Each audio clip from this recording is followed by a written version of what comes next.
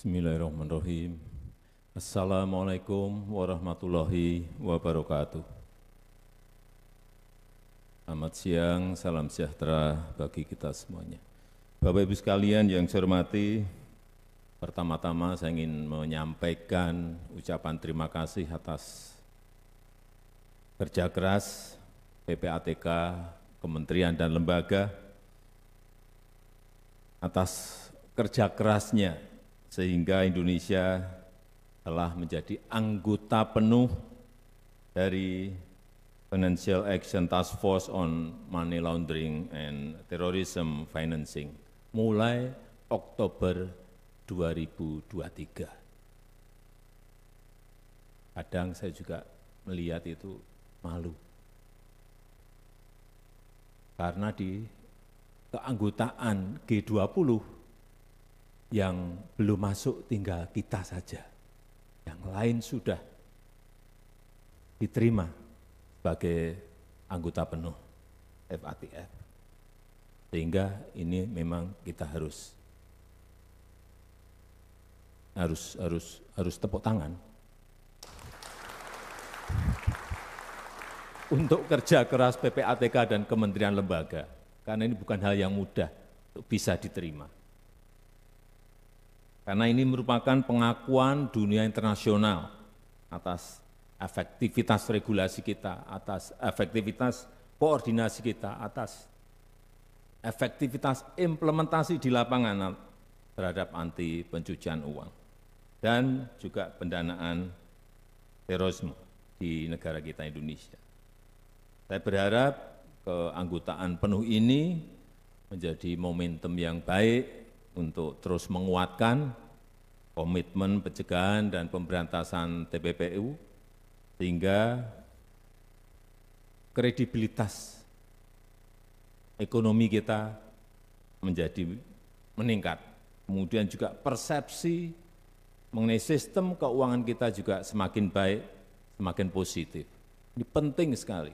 Dan akhirnya ini akan mendorong berbondong-bondongnya investasi untuk masuk ke negara kita Indonesia.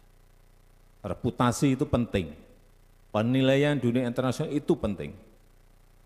Hadirin yang saya hormati, penanganan TPPU harus komprehensif dilakukan.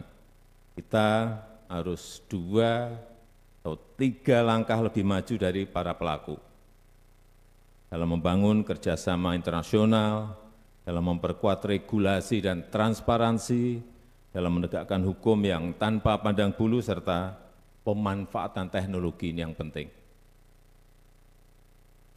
Pola baru berbasis teknologi dalam TPPU perlu terus kita waspadai, seperti cryptocurrency, aset virtual, NFT, kemudian aktivitas lokal pasar, elektronik money, AI yang digunakan untuk otomasi transaksi dan lain-lain.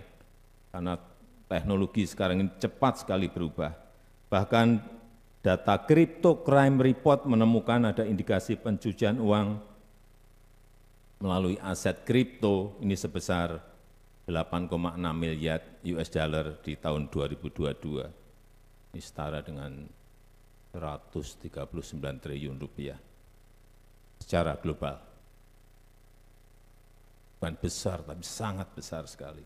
Ini artinya pelaku TPPU terus-menerus mencari cara-cara baru. Nah, ini kita tidak boleh kalah. Tidak boleh kalah canggih. Tidak boleh jadul. Tidak boleh kalah melangkah. Harus bergerak cepat.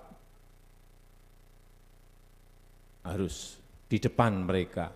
Kalau enggak ya kita akan ketinggalan terus. Dan selain TPPU, kita juga harus waspada terhadap ancaman pendanaan terorisme. Ini juga terus-menerus harus kita monitor, harus kita cegah. Dan saya berharap PPATK serta kementerian lembaga yang terkait dapat terus meningkatkan sinergi dan inovasinya. Terakhir, saya titip, upayakan maksimal penyelamatan dan pengembalian uang negara Sehingga perampasan aset jadi penting untuk kita kawal bersama.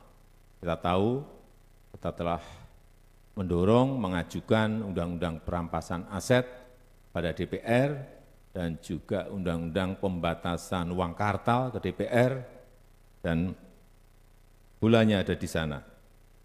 Karena kita harus mengembalikan apa yang menjadi milik negara. Kita harus mengembalikan apa yang menjadi hak rakyat. Pihak yang melakukan pelanggaran semuanya harus bertanggung jawab atas kerugian negara yang diakibatkan. Saya rasa itu yang ingin saya sampaikan. Sekali lagi selamat, terima kasih. Wassalamualaikum warahmatullahi wabarakatuh.